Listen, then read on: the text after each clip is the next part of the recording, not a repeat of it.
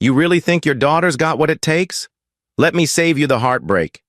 Harris, kids like her don't win in my dojo. And mothers like you? You're better off in the bleachers, keeping quiet and staying out of the way. Nate Brooks' voice boomed across the room, slicing through the rhythm of kicks and punches like a cold blade. Every word dipped in condescension and meant to cut deep. A few parents stifled awkward laughs. Others shifted uncomfortably. But Victor Caldwell didn't hide his smirk. His eyes lingered on Eleanor Harris with the smug satisfaction of a man convinced of his own superiority. The Elite Warriors Martial Arts Academy fell silent. The only sound the faint squeak of bare feet against the mats as everyone turned to see how she'd respond. Before I tell you what happened next, where are you watching from? Drop it in the comments. Hit subscribe. And like this video so more people can hear stories like this. Now, let me take you to where it all began. It was a crisp autumn afternoon in Chicago.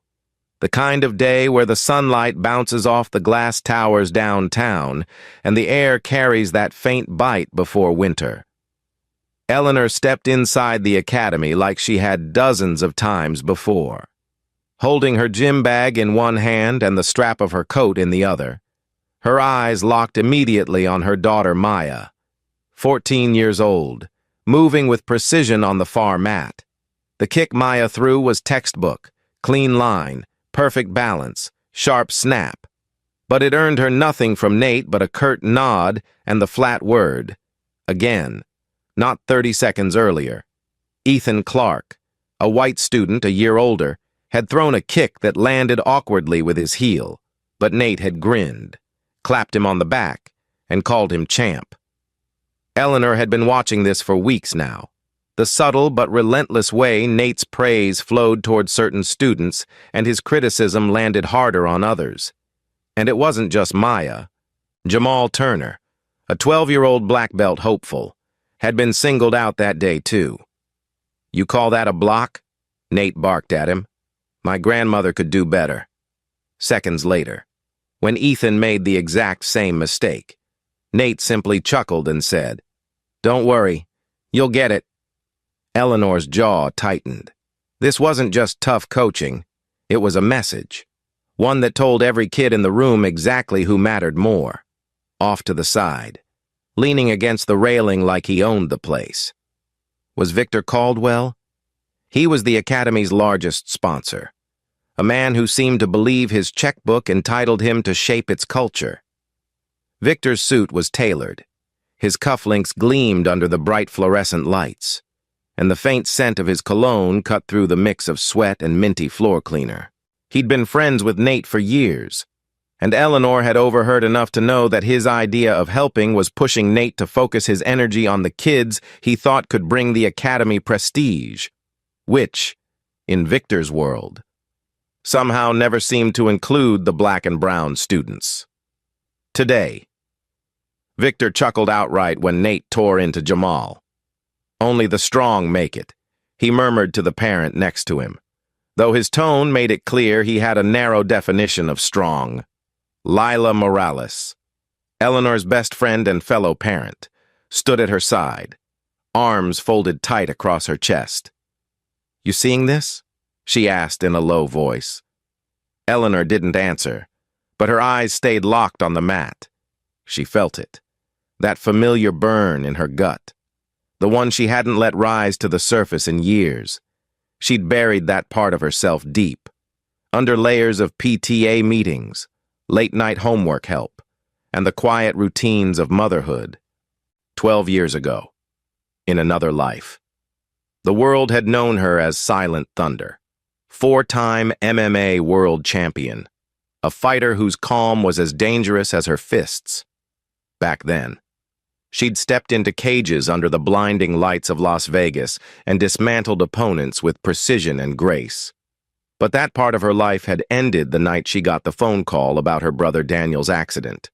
She'd walked away from the sport, changed her last name, and disappeared into a quieter life. Here, at Elite Warriors, she was just Maya's mom, and that was exactly how she wanted it. until now. Watching Nate chip away at Maya's confidence, seeing Victor encourage it, was like feeling a hand on her back pushing her toward a line she swore she'd never cross again. Nate glanced her way now, his smirk widening as if daring her to say something. He'd pegged her as harmless, maybe even intimidated by his black belt and his title of head instructor. He didn't know that every measured breath she took was a choice not to respond. Lila leaned closer. "You're gonna have to do something. Ellie. They're not just pushing Maya. They're trying to humiliate you too." Eleanor's lips tightened into a thin line. She could feel her pulse in her ears, her hands curling into fists inside her pockets. She thought of Daniel, of the way he used to grin and say, "Don't ever let them see you flinch." She thought of all the times she'd told Maya to stand tall, to speak up when something wasn't right. And here she was, standing silent while a man like Nate openly disrespected her and belittled her daughter. Then, as if to seal his own fate, Victor leaned toward Nate and said just loud enough for Eleanor to hear, "You should give her a lesson. Call her out. Make it a show. The kids will love it." Eleanor's eyes flicked toward them, sharp and unblinking. They had no idea who they were dealing with. The next morning, Eleanor arrived at Elite Warriors earlier than usual, slipping quietly into the back corner where the parents' bench sat against the mirrored wall. She wanted to watch without being noticed, to see if yesterday's display had been a one-off or if the undercurrent of favoritism still ran just as strong when the crowd was thinner. Sure enough, it didn't take long for the pattern to show itself. Nate was already on the mat, running the intermediate class through warm-ups. Ethan Clark stumbled on his footwork during a sequence of side kicks, and Nate chuckled, ruffling the boy's hair like an indulgent uncle. "That's all right. Champ, you'll nail it next time, not 5 minutes later." Maya hit the exact same misstep during the same drill, and Nate's face hardened. "Do it again. Harris, and focus. You're not here to waste anyone's time." Maya's cheeks flushed, but she bit her lip and repeated the move. From Eleanor's vantage point, the kick was almost perfect, sharp, controlled, and on target. But Nate gave only a curt nod before moving on. Victor Caldwell was there again too, leaning casually against the railing, sipping coffee from a gleaming silver tumbler. He caught Eleanor's eye briefly, his smirk curling just enough to send a message. He knew she was watching, and he wasn't bothered by it. Instead, he turned his attention back to Nate, leaning in to murmur something. Eleanor couldn't catch every word, but she heard enough. "Show her up, think she's tough," followed by Nate's low laugh. Lila slipped in beside Eleanor a moment later, coat still draped over her arm. "It's getting worse," she muttered. "You gonna say something?" Eleanor kept her gaze forward. Not yet. She wanted to see just how far they'd push it.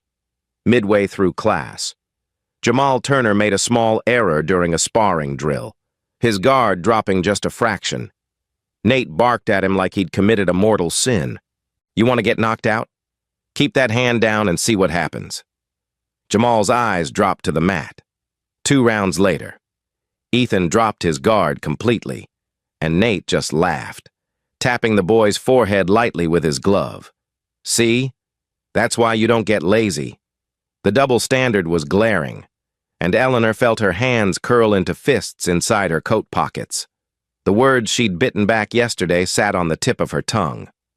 After class ended, parents gathered their kids and headed toward the lobby. Eleanor waited, letting the room empty before she approached the mats. She caught just enough of Nate and Victor's conversation to stop her in her tracks. "She's always sitting back there with that look," Nate said, "like she knows something I don't." Victor snorted. "Then call her out. Invite her to the mat. Make it fun. She won't last 30 seconds with you." Nate laughed, a low, dismissive sound. It'd be over in 10. They didn't know she was standing just a few feet behind them. Eleanor didn't flinch. She simply turned, walked out the door, and headed home. But that night, sitting in her small apartment by the lake, she couldn't shake their words. The quiet hum of the refrigerator was the only sound in the room as she pulled a worn shoebox from the top of her closet. Inside, beneath an old photo of her and Daniel, lay the black leather MMA gloves she hadn't touched in over a decade. She ran her thumb along the fraying edge of the wrist strap, remembering the feel of the cage floor beneath her feet, the roar of the crowd, the laser focus of a fighter who knew exactly who she was. The name Silent Thunder had once been etched in gold across the backs of fight posters. She'd walked away from all of it to protect her peace, to give Maya a normal life, to bury the part of herself that only came alive when the stakes were highest. But now, those same instincts that had carried her to 4 world titles stirred again, sharp and undeniable. Lila called just as Eleanor was setting the gloves down. "You hear what they said?" she asked without preamble. "I heard enough," Eleanor replied. "They're planning to humiliate you. Ellie, in front of Maya, in front of everyone." Eleanor's jaw tightened. "Then maybe it's time they find out exactly who they're dealing with." There was a pause.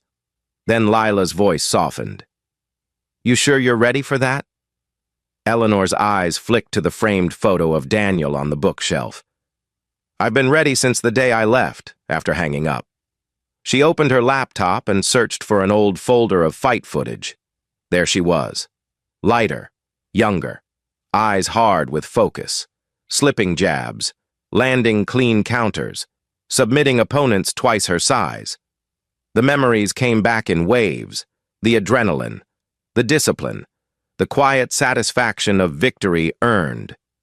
She closed the laptop, stood, and began moving through the warm-up routine she hadn't touched in years. Her muscles remembered. Every strike, every pivot, every breath fell into place as if no time had passed at all. The next day, she'd be ready for whatever lesson Nate thought he was going to teach, and if he was foolish enough to challenge her, she'd give him one he wouldn't forget.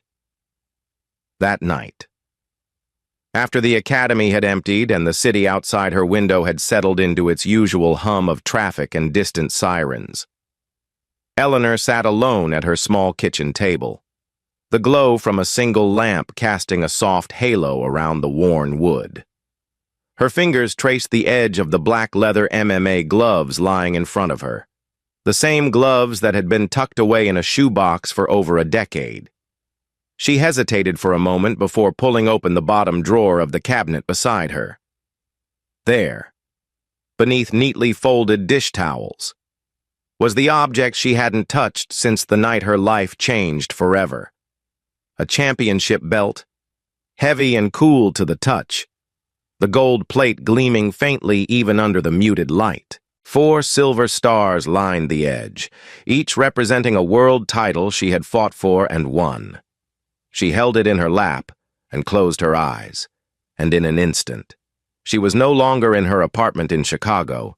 She was back in Las Vegas, 2013, standing under the blinding arena lights, the roar of the crowd pounding in her chest like a second heartbeat. Her opponent that night was a Brazilian striker known for ending fights in the first round. The commentators had said Eleanor didn't have a chance, but the cage door had shut, and the noise had faded until it was just her breath, her stance, her focus. She remembered the snap of her jab finding its mark, the shift in her opponent's eyes when she realized she'd been outmatched. Less than 3 minutes later, Eleanor's hand was raised, and the announcer's voice boomed, and still, the undisputed champion, Eleanor Silent Thunder Thompson. She could still see Daniel in the front row, grinning wide, holding up a handmade sign that read, "Bring the Thunder Home." He had been her biggest supporter, her fiercest protector, the person who reminded her who she was on the days she wanted to quit. And then, as the memory played out, it shifted, because just a week after that victory came the phone call that ripped everything away. She had been packing for the title defense when her phone rang. Daniel's name lit up the screen, but it wasn't his voice on the other end. It was a state trooper, steady and grim, telling her there had been an accident. Drunk driver. Instant. She remembered the way her knees buckled, the belt she had just won clattering to the floor, the sound of her own breathing turning into a gasp she couldn't control. That was the day she walked away from MMA. She didn't announce it. She didn't hold a press conference. She just disappeared. Changed her last name to Harris, moved to Chicago, and poured her entire life into raising Maya, promising herself she'd never again need the part of her that could hurt someone to survive. But now, as she sat with the belt across her lap, the gloves by her side, and the echo of Nate's words replaying in her head, she felt the stirrings of something she thought she'd buried with Daniel. Lila showed up unannounced, letting herself in with the spare key Eleanor had given her years ago. "Still up?" she asked softly, her eyes immediately catching the belt on Eleanor's lap. "Haven't seen that in a long time." Eleanor gave a faint smile. "Neither have I." Lila sat across from her, resting her elbows on the table. "I came to warn you. Victor and Nate, they're planning something. I overheard Victor in the lobby tonight telling one of the other parents that they're going to make an example out of you. Said Nate's going to humiliate you in front of the whole school." Eleanor ran her hand slowly over the cool metal of the belt. "They think I'm just some mom sitting in the bleachers." "They don't know who you are," Lila said, her voice firm. Eleanor looked up, meeting her friend's gaze. "Then maybe it's time they found out." For a long moment. The room was silent except for the muffled sound of a car passing on the street below. Finally, Lila leaned back. "If you're going to do this, you can't just walk in there cold. You've got to train. Get your timing back. You've been out for 12 years. Ellie." Eleanor's lips curved into the faintest smirk. "Timing's muscle memory, and I never lost it." Still, after Lila left, Eleanor rolled up the worn area rug in her living room, taped off a small square of floor with athletic tape, and began to move. At first, it was slow, shadowboxing, working the angles, feeling out her balance, but soon the rhythm returned. Jab, cross, slip, pivot, hook. Her body remembered. The burn in her shoulders felt like an old friend. The next hour passed in a blur of strikes, sprawls, and footwork drills. When she finally stopped, chest heaving, sweat dripping down her spine, she caught sight of herself in the hallway mirror. She didn't see Maya's mom anymore. She saw Silent Thunder, the fighter who had faced opponents twice her size and never backed down. She touched the photo of Daniel on the wall as she passed. "This one's for you," she whispered, that night, as she lay in bed. Her mind didn't wander to the life she'd built after MMA. It stayed locked on the moment Nate would throw down the challenge. She could see it already. The crowd gathered, Victor smirking from the sidelines, Maya watching with wide eyes, and she could see exactly how she'd answer. Not just for herself, but for every kid on that mat who had been made to feel less than. She closed her eyes, steadying her breath, and let the memories of the cage play one more time in her mind. The fight wasn't here yet, but in her heart. It had already begun. The following afternoon, the atmosphere inside Elite Warriors felt different, charged, like the air before a storm. Parents clustered along the walls, whispering, their eyes flicking toward Eleanor every so often. She could feel the shift, could sense that whatever Nate and Victor had been scheming was about to unfold. Victor stood near the entrance in another one of his tailored suits, coffee in hand, chatting with a pair of parents like a politician working a crowd. Nate was on the mat, leading warm-ups, his voice carrying with that mix of authority and arrogance Eleanor had come to recognize. Halfway through the session, Victor clapped his hands once, sharp, loud, and the chatter died instantly. "Ladies and gentlemen," he announced with the false enthusiasm of a man who thinks he's about to deliver great entertainment, We're going to do something special today. A little exhibition match for our students. A ripple of excitement moved through the kids, some bouncing on their toes, others craning their necks to see what was happening. Nate stepped forward, scanning the crowd with mock consideration before his gaze landed on Eleanor. "Mrs. Harris," he called, voice dripping with that same condescension he'd used days earlier. "Why don't you come up here? Show the kids how a supportive mom gets involved. You've been watching from the sidelines for months. Let's see if you've learned anything." A couple of parents chuckled. Victor's smirk widened. Lila's sharp intake of breath beside Eleanor was the only sound she registered for a moment. Eleanor rose slowly, unzipping her jacket and setting it neatly on the bench. She stepped onto the mat, her posture calm, but her eyes locked on Nate. "Fine," she said evenly. "But if I win, you and Victor apologize, publicly, for how you've treated certain students." The gym went silent for a beat before bursting into a mix of laughter and murmurs. Nate arched an eyebrow, feigning surprise. "If you win?" He looked over at Victor, who was openly grinning now. "Sure, Mrs. Harris, whatever you say."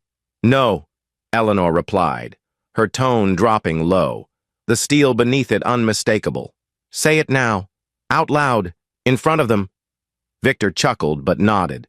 "If you win, I'll apologize. We both will. But when Nate puts you on the mat in 30 seconds, you'll owe him a thank you for going easy." The deal hung in the air, and Eleanor simply said, "Then let's begin." Lila's eyes met hers for a brief second, part worry, part awe.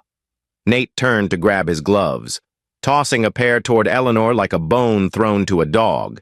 She caught them without flinching, slipped them on, and rolled her shoulders, around them. The students pressed closer to the edge of the mat. Maya stood near the back, her hands clasped tight, her eyes wide with confusion and worry. She knew her mom was strong, but she had never seen this side of her. Not the way she moved now, measured and coiled, as if every step was calculated. Nate bounced lightly on his feet, grinning like he was about to teach a lesson he'd enjoy. Victor leaned on the railing. Sipping his coffee like this was a casual Sunday show. 3 minutes, Nate announced to the crowd. "That's all it'll take." Eleanor didn't respond. She simply settled into a stance that was unmistakable to anyone who had ever seen a professional fight. Light on her toes, chin tucked, guard high. Lila's mouth twitched into the barest hint of a smile. They didn't know what was coming. That night, Eleanor didn't go home and collapse like she usually did after a long day.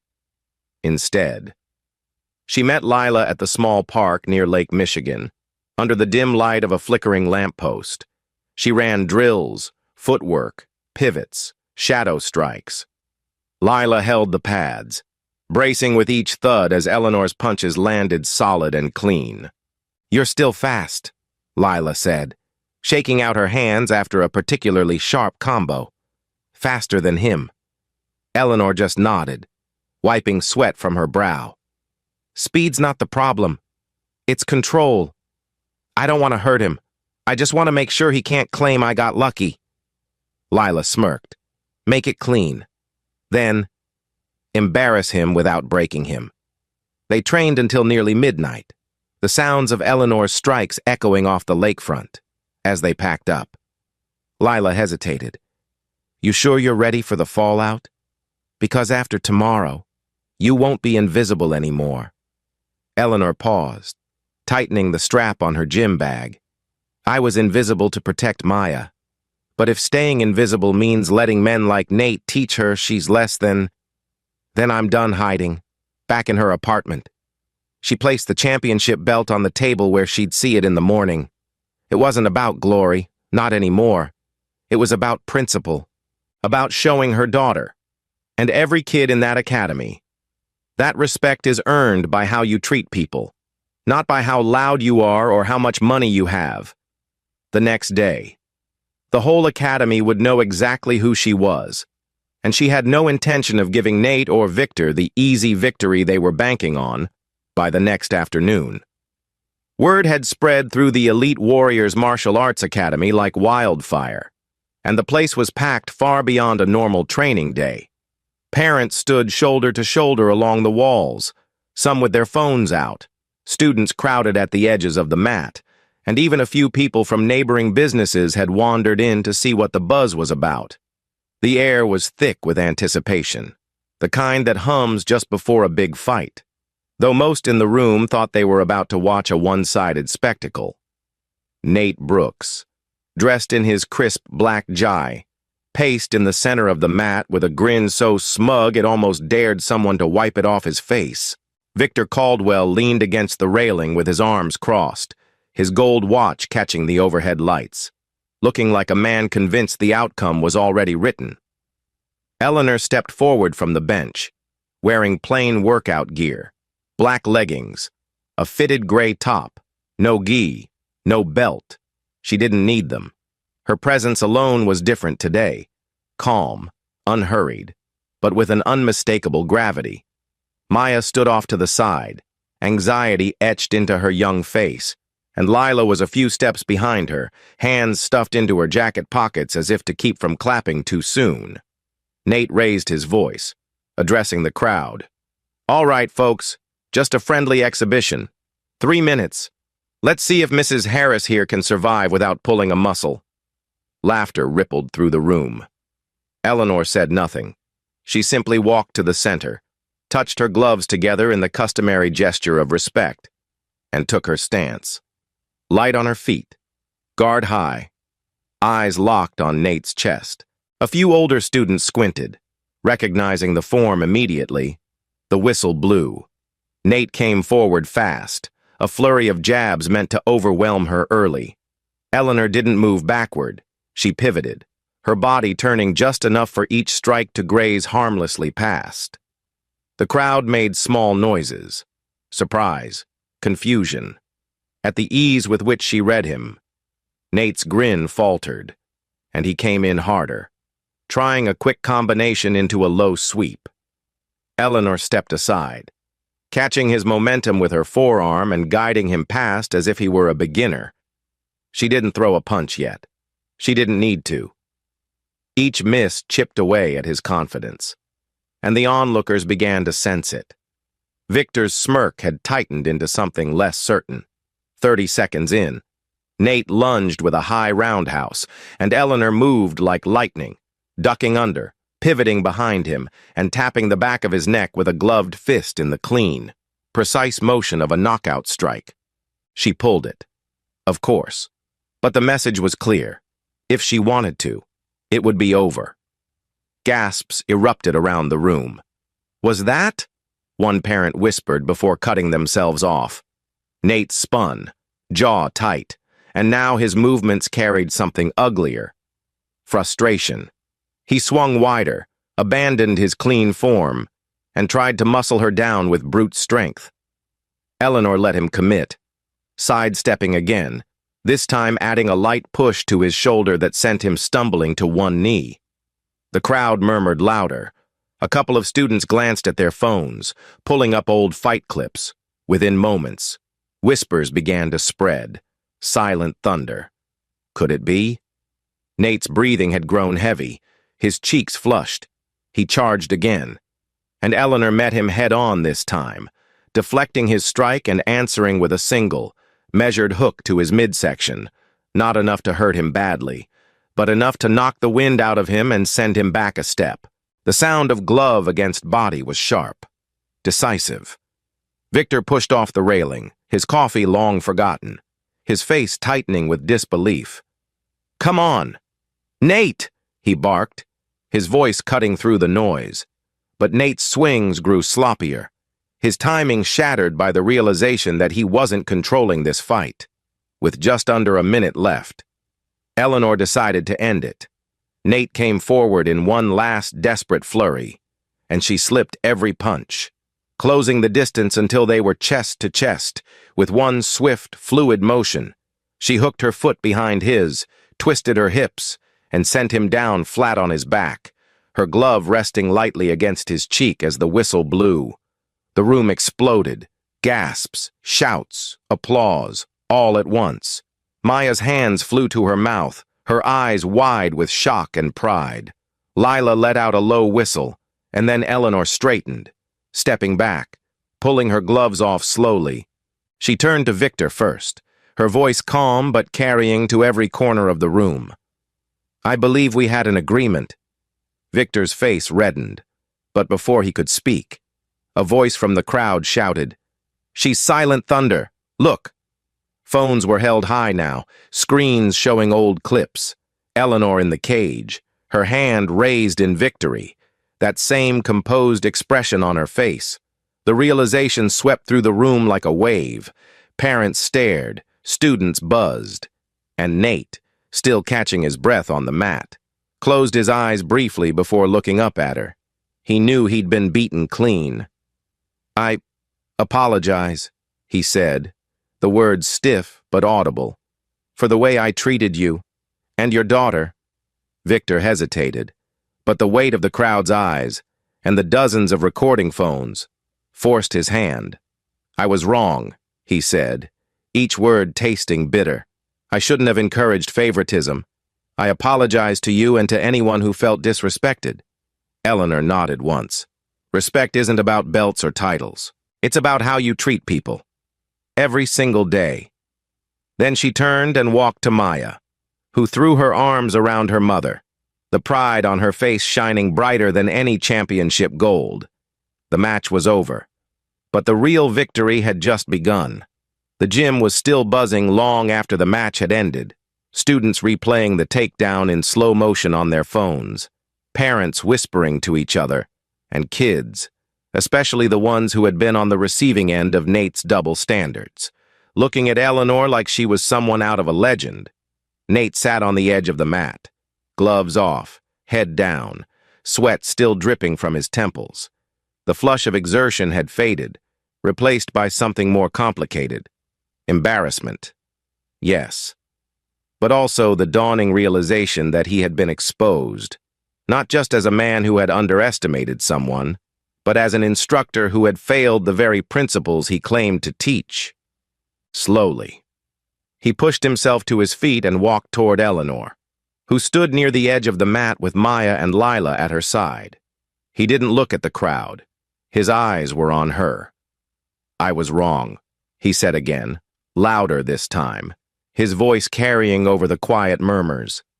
"I treated some of my students differently because of my own biases. I disrespected you and your daughter. That ends today." A murmur of surprise and approval swept through the room. Maya's grip on Eleanor's arm tightened, and Eleanor gave her a small squeeze in return. Victor Caldwell, however, was still leaning against the railing, his jaw clenched, eyes darting around as if looking for a way to reclaim control of the narrative. He had been a man used to owning the room, and now he stood in one where he was the least trusted person, but with so many phones still recording. He had no choice. Eleanor turned her gaze toward him, calm and unyielding. "Your turn." "Victor." He straightened, his smile returning in a brittle, forced way. "I already said." "No," Eleanor interrupted, her voice firm. "Say it to them, to the students, to the parents, to the kids you've been telling aren't worth your time." Victor's eyes swept over the crowd, every one of them watching, waiting. The weight of their stares and the reality that this moment would live forever online seemed to sink in. He cleared his throat, adjusted his cufflinks, and said, "I was wrong. I let my personal opinions affect how I encouraged this academy to be run. I apologize to every student here, and to you, Mrs. Harris, and to Maya. I'll do better." It wasn't warm or heartfelt, but it was public, and it was on the record. Eleanor didn't smile, didn't nod. She simply said, "Hold yourself to that." Then she turned back to the students. "Martial arts is about discipline, respect, and fairness. If you take anything from what you saw today, let it be this. Real strength isn't about how hard you can hit, but how you treat people when you think no one's watching. A few kids clapped, then more joined in. Soon the entire gym was filled with applause, not the rowdy, competitive kind, but the steady, affirming kind that speaks of agreement. Nate stepped aside, gesturing for Eleanor to address the class. She didn't lecture long, but her words hit their mark. She spoke about the importance of lifting each other up, about how talent comes from every background, and about never letting someone else's prejudice define your worth. Victor shifted uncomfortably throughout, but he didn't interrupt. When she was done, Maya hugged her again, this time with tears in her eyes. "I've never been more proud of you," she whispered. Lila, standing nearby, grinned and said, "Told you they had no idea who they were messing with," as the crowd began to disperse. Nate approached her again, this time without the stiffness in his posture. "I'd like you to come back," he said. "Not just as a parent. Maybe teach a class. Share what you know." Eleanor studied him for a moment, weighing whether the offer came from sincerity or from a need to repair his image. But she saw the shift in his eyes. Not a full transformation yet, but the start of one. "We'll see," she said. Not committing, but not shutting the door either. Victor didn't linger. He shook a few hands on his way out, but no one seemed eager to engage. By the time he reached the door, his usual commanding presence had deflated, replaced by the look of a man who'd been reminded that money can't buy respect. Outside, the late afternoon sun cast long shadows across the parking lot. Eleanor and Maya stepped into the cool air, Lila right behind them. Maya clutched her mother's hand. "Are you going to tell me everything now?" Eleanor glanced down at her daughter and smiled faintly. "I'll tell you enough to know why I did what I did. The rest, you'll learn when you need it." Lila laughed. "That's the most mom answer I've ever heard." They walked together toward the car, the weight of the last few days finally starting to lift. Inside the gym, a few of the older students were still huddled over their phones, watching clips of the fight again, their voices full of awe. Nate, left alone on the mat, stood quietly for a moment before turning to look at the space where Eleanor had stood, whatever else he might have been before today. He knew one thing for certain. His approach had to change, and from the look in the students' eyes, he knew they'd hold him to it. For Eleanor, the fight was over, but the message would linger long after the mats were cleared. A month later, the ripple effects of that afternoon at Elite Warriors were still being felt, not just inside the academy, but in the wider Chicago martial arts community. What had started as a planned humiliation by Nate and Victor had instead become the most talked-about moment the Academy had ever seen, thanks to half a dozen videos that had gone viral on social media, clips of Eleanor's footwork, her calm evasion, and the flawless sweep that sent Nate to the mat had been replayed millions of times online. Usually with captions like, "Respect is earned," "Not given," or "Silent Thunder lives." Strangers had sent messages from across the country, former fighters, young girls in karate classes, parents who had seen their kids treated unfairly, thanking her for standing up not just for Maya, but for every student who had been overlooked or underestimated. Inside the academy, the atmosphere had shifted. The old tension had eased. Nate now ran classes with an even hand, offering corrections and praise equally, regardless of a student's background or skin color. The kids noticed.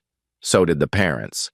In place of the whispered complaints Eleanor used to hear on the benches, she now overheard encouragement, quiet praise, and talk of upcoming tournaments with genuine excitement. Nate had even introduced a new rule during sparring sessions. Every student had to partner with someone they didn't know well, forcing the walls between cliques to come down. It was a small change, but Eleanor could see it was working. Victor, true to his word, had stepped back from his overbearing presence in the gym, while he had withdrawn his official sponsorship. He made an unexpected move. He began funding scholarships for underprivileged kids in Chicago to join martial arts programs around the city. Lila suspected it was partly for public image repair, but Eleanor didn't care. Good money was finally going toward a good cause. Maya, for her part, had blossomed. Just 2 weeks after the match, she earned her green belt, and this time, when Nate tied it around her waist, he did it with a smile that reached his eyes. Eleanor had never seen her daughter stand so tall. One Saturday morning, the academy hosted a Unity in the Dojo event, open to the public, with free classes and demonstrations. Eleanor had agreed to run a special session for girls and women, focusing on self-defense and confidence in movement. The mats were full. Teenagers, college students, even a few moms, watching intently as she demonstrated techniques. She didn't lecture them on her past. She just showed them how to move, how to stand, how to take up space without apology. At the end of the class, one young girl with braids and bright eyes asked shyly, "Are you really Silent Thunder?" Eleanor smiled, crouching to meet her gaze. "I was... But you? You can be whatever name you choose for yourself." The girl grinned like she'd been given a secret. As the day wound down, parents and students mingled, sharing food and stories, the gym buzzing with an energy Eleanor hadn't felt there before. She caught Nate watching her from across the room, not with resentment, but with a kind of quiet respect. He gave a small nod. She returned it. Later that evening, as the sun dipped low over Lake Michigan, Eleanor and Maya walked home from the train station, the city's golden skyline behind them. Maya carried her belt draped over her shoulder like a badge of honor. "You think I'll ever be as good as you?" she asked, half serious. Eleanor glanced at her, eyes soft. "Better. You'll be better, and you'll fight your battles in your own way." Maya grinned, kicking at a stray pebble. "Maybe I'll be the next Silent Thunder." Eleanor laughed quietly. "Or maybe you'll be the first Storm Harris." They reached their building just as the streetlights blinked on, before heading inside. Eleanor paused, looking out at the lake, the wind tugging gently at her hair. She thought about Daniel, about the promise she had made to herself after his death, and how this unexpected turn of events had brought her full circle, not back into the cage, but back into the fight for something that mattered. She realized now that she hadn't stepped onto that mat just to defend her daughter. She had stepped onto it to remind herself that walking away from the sport hadn't meant walking away from her voice. As they climbed the stairs, Maya slipped her hand into hers. "I'm glad you didn't stay invisible," she said. Eleanor squeezed her hand in reply. "So am I." And with that, they disappeared into the warm light of their apartment, leaving the city behind for the night, knowing that the legacy of that one fight, that one stand, would keep echoing long after the cheers had faded. Thank you for watching and supporting these stories. Like, subscribe, and share so more people can hear this message.